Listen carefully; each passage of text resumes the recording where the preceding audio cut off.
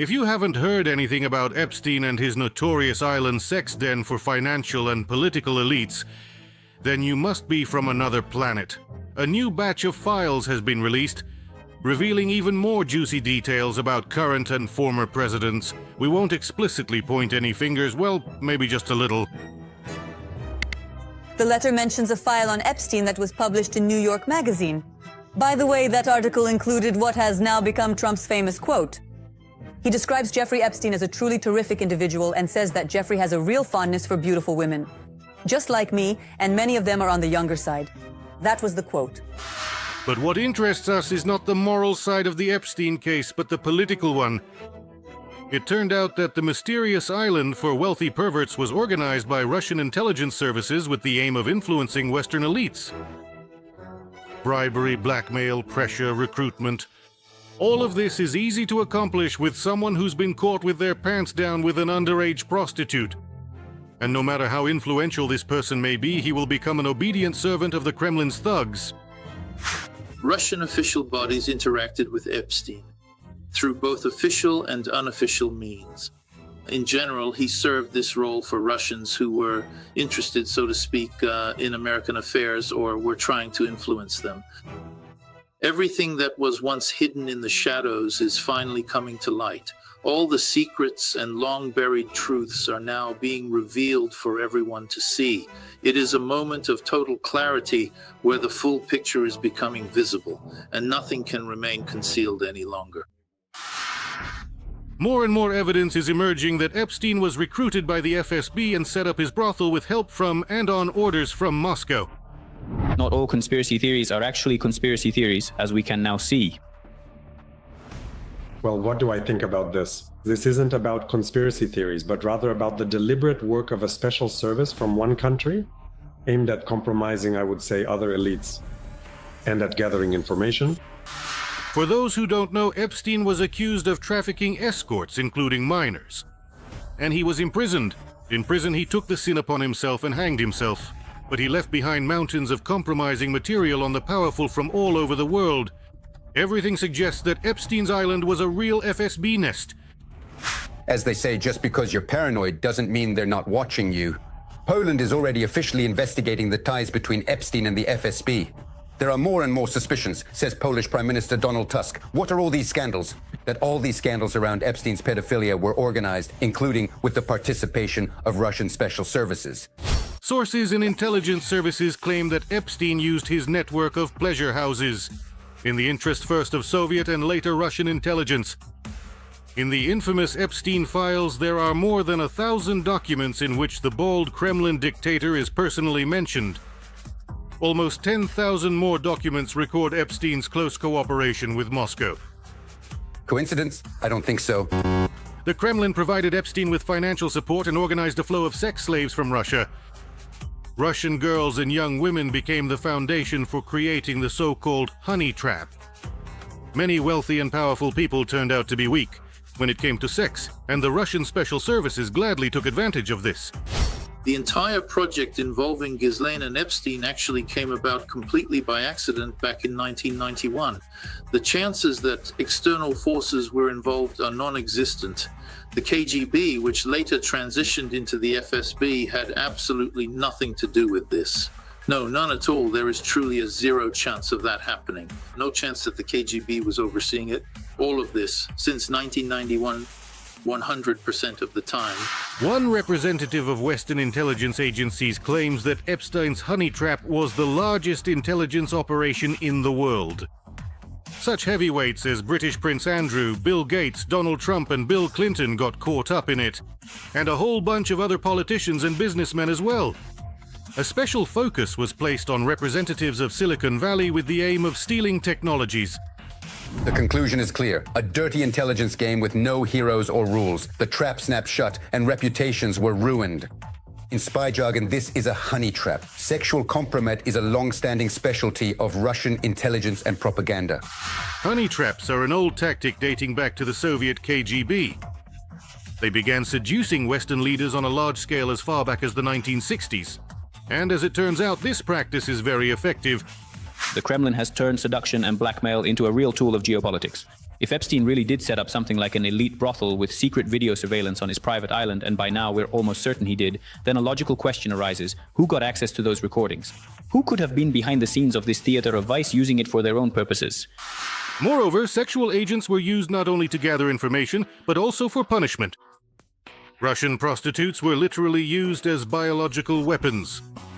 As of this moment right now, Vladimir Putin is starting to send a new kind of sophisticated precision biological weapon directly into the heart of Jeffrey Epstein's ongoing operation. These are prostitutes infected with venereal diseases, prostitutes from Russia.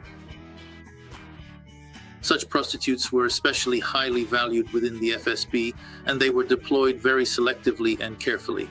I know this firsthand from speaking directly with one of the FSB officers involved in these operations. In Epstein's files, there is confirmation of this.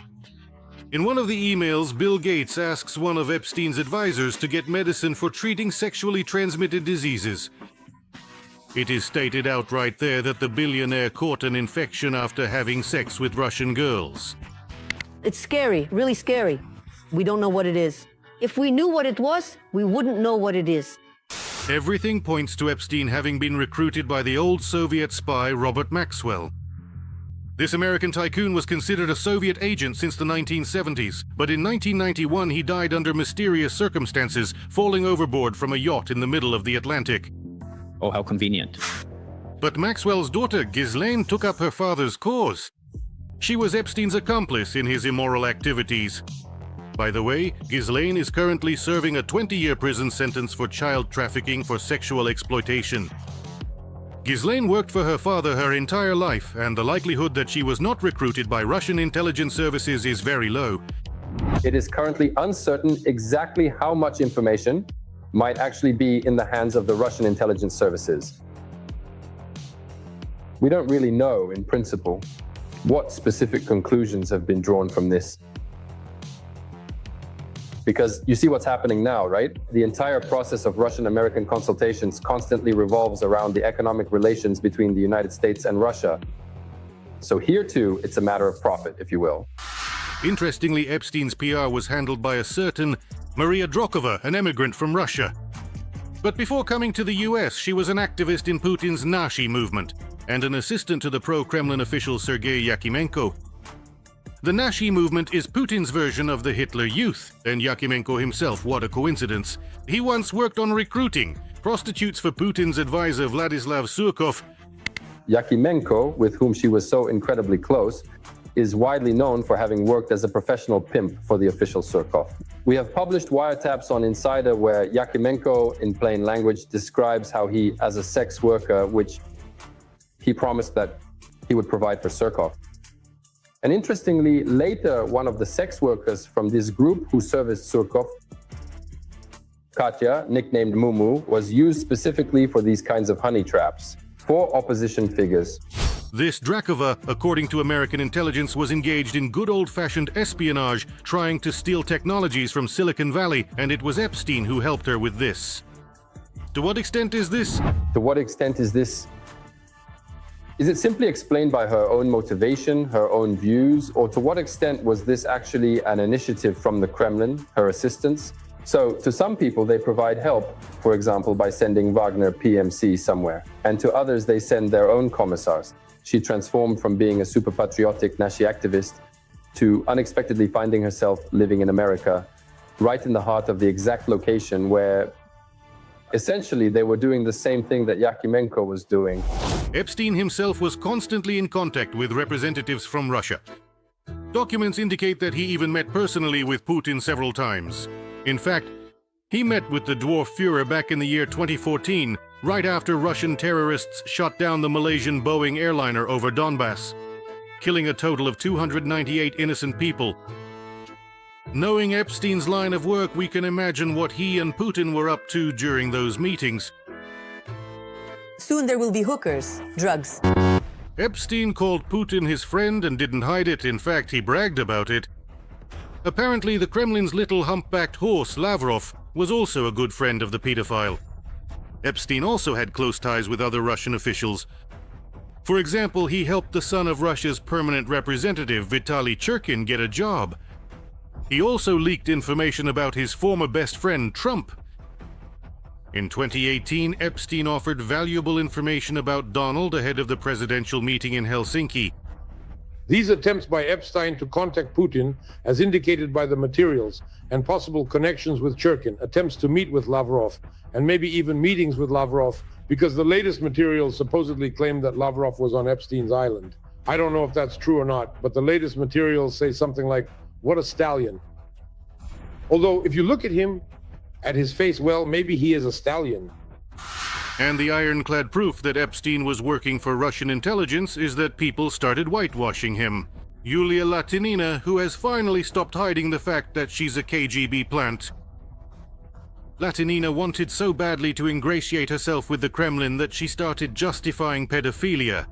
Am I the only one who thinks that with these Epstein files, everyone has lost their minds and is acting like a 90-year-old Victorian virgin who suddenly found out, in strictest confidence, that men have this kind of eel that likes to crawl into women's holes? Punctuation and spelling preserved. Listen, first of all, after the sexual revolution, crowds of young underage girls appeared, waiting in line to jump into the pants of a rich man. I like the part about the eel more. The part on the underage girls was good as well. The story with the Epstein files is only just beginning to unfold. Then soon, we hope, the entire Russian spy network will be exposed. I want to remind you that this video is created for entertainment purposes and contains elements of satire and irony. All facts and events in this presentation are presented in a hyperbolized or highly exaggerated manner to convey either a comedic or a dramatic effect. Our intention is not to mislead anyone, but rather to simply focus on providing humor and entertainment. Please take all of this with a smile.